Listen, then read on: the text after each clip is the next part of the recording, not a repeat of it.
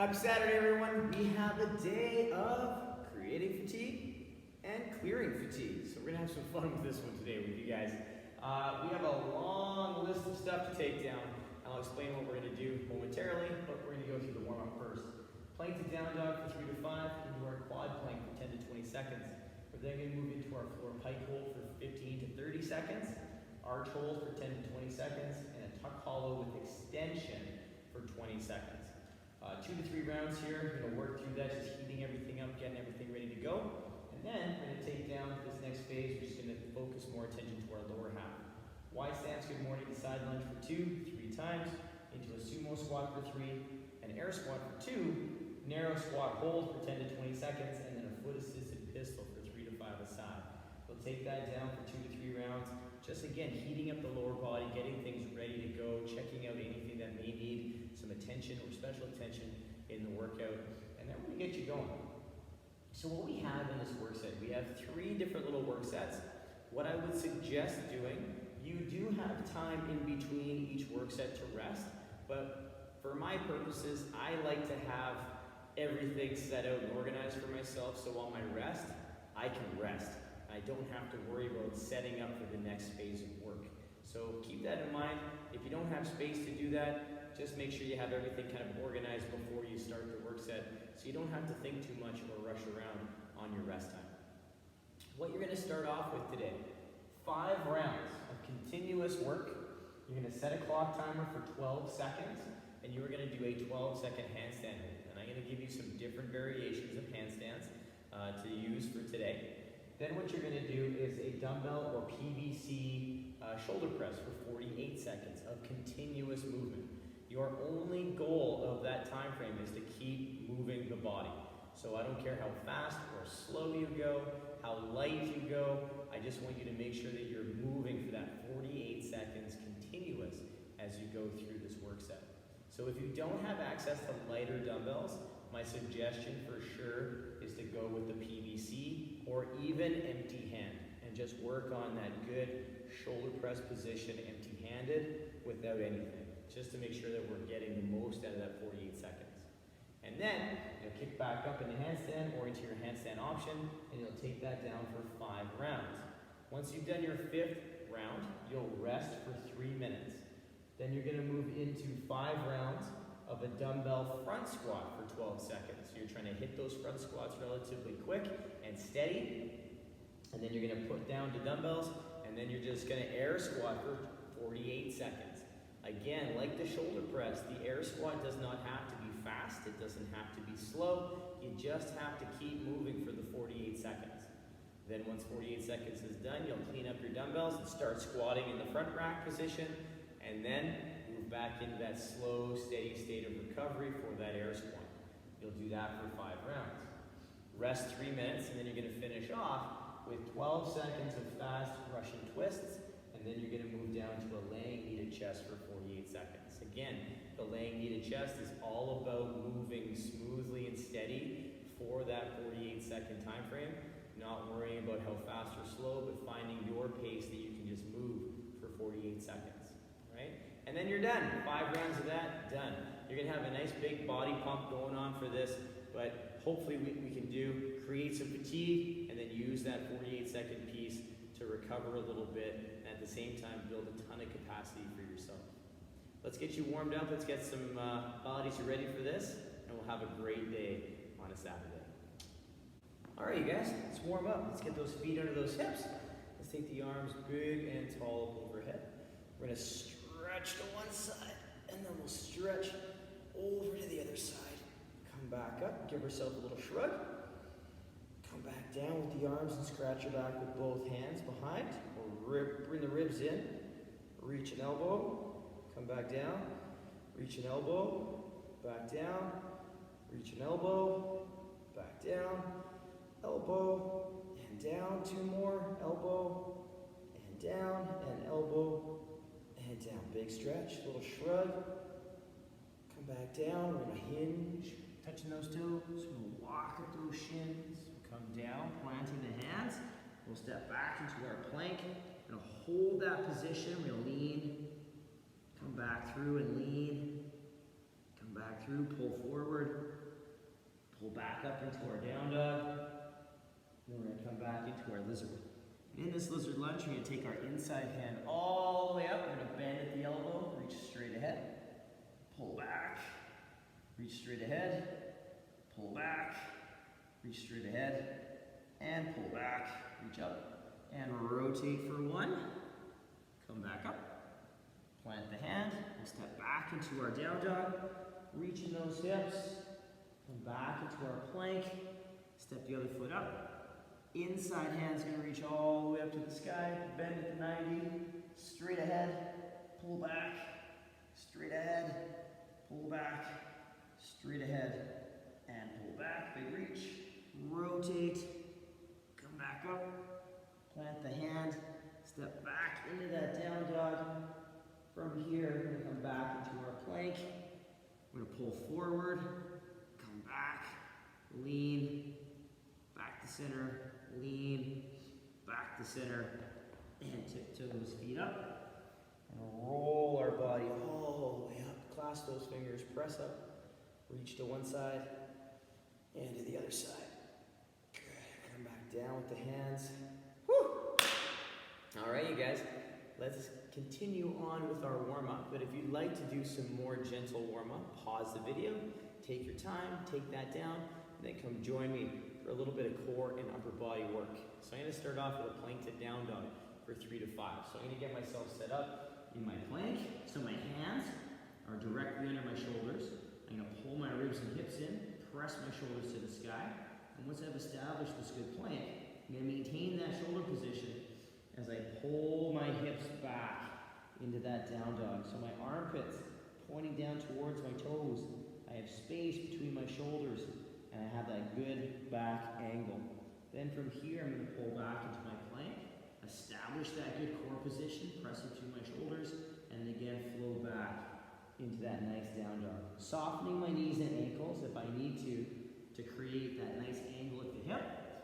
Sometimes we have a little bit too much tension in the hamstrings, so that kind of turns our down dog angle into a little half circle. We want to make sure we have that nice strong triangle point at that tip of the hip. So soften those knees, give yourself some room to play, allowing those shoulders to open up a little bit.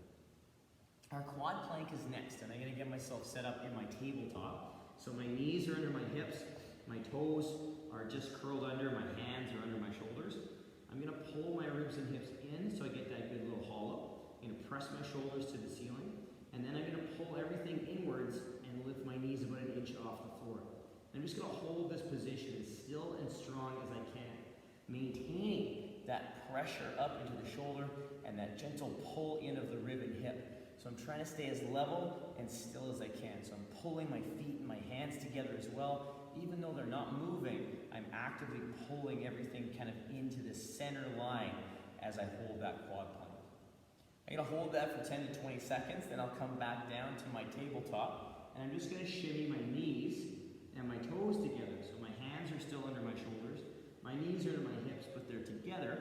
I'm going to activate the same way, pull the ribs and hips together, press through my shoulders, and then I'm going to lift my hips straight up, keeping my shoulders over my hands. If I need to, I can tiptoe my feet a little closer, but I'm pressing through the floor. My shoulders are by my ears, my armpits again are pressing towards my toes, and my eyes are looking towards my toes.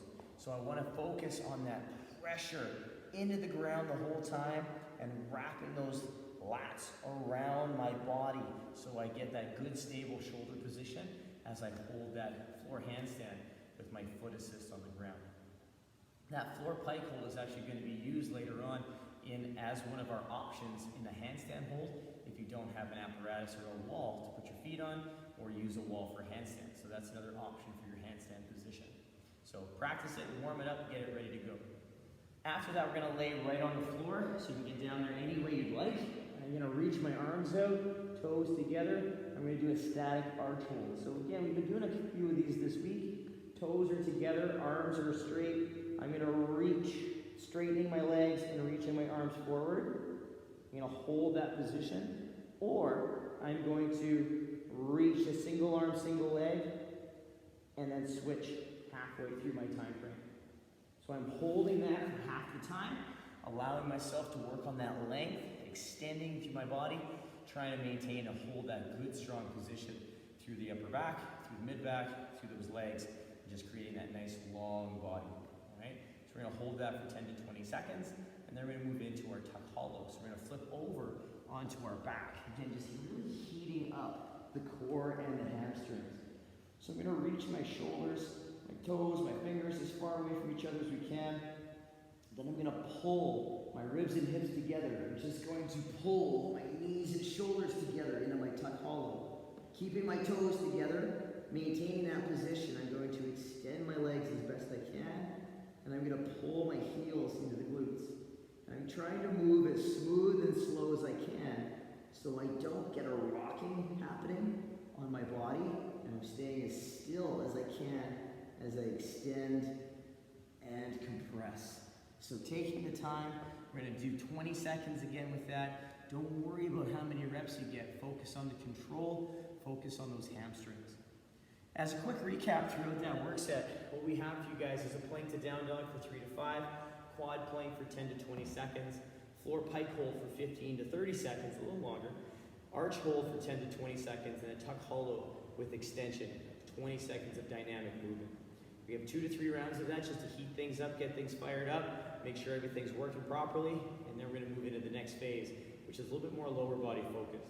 So pause the video, take that down, those 2 to 3 rounds, give yourself what you need for today, and then come at me with this next phase, where we're gonna start off with that wide stance, good morning, and a side lunge. So my feet are gonna be pretty wide.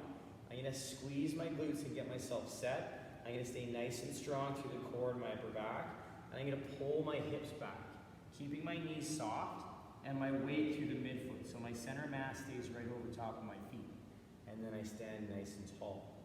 From there, I'm gonna pull my hip to my heel, keeping my knee tracking my toe and my leg over there nice and straight.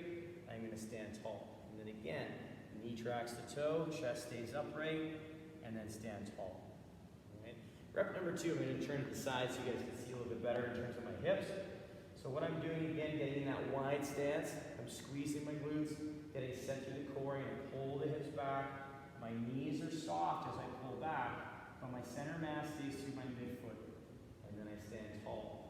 Then I'm gonna take my hip to my heel, trying to keep my upper body as tall as I can, just like a squat, so really embrace your squat mechanics, and move slowly through these, because we're using this to wake up the legs, wake up the hips, the ankles, and get them ready for that dynamic squatting we're going to do in the workout.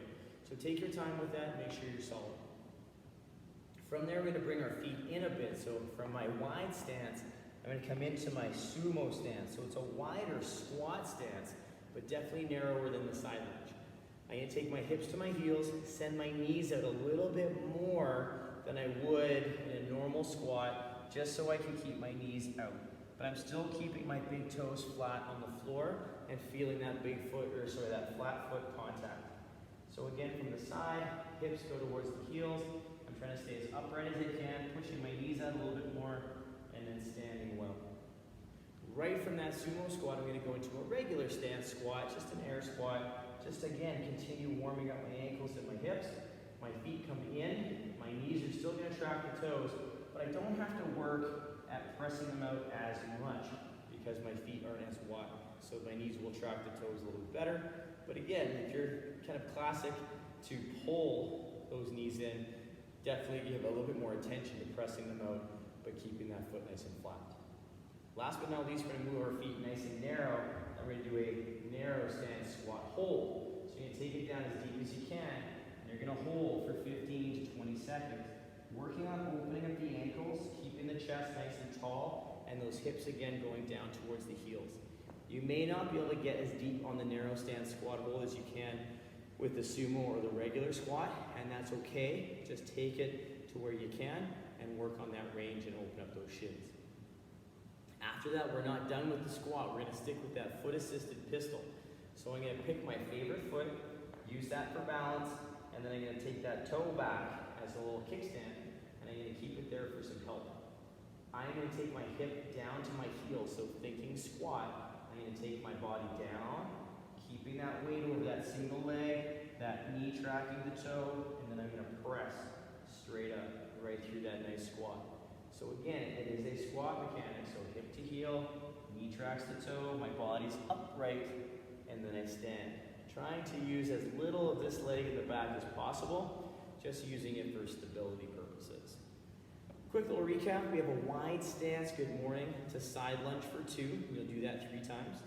3 sumo squats, 2 air squats, narrow squat hold for 10 to 20 seconds, foot assisted pistol for 3 to 5 aside, 2 to 3 rounds.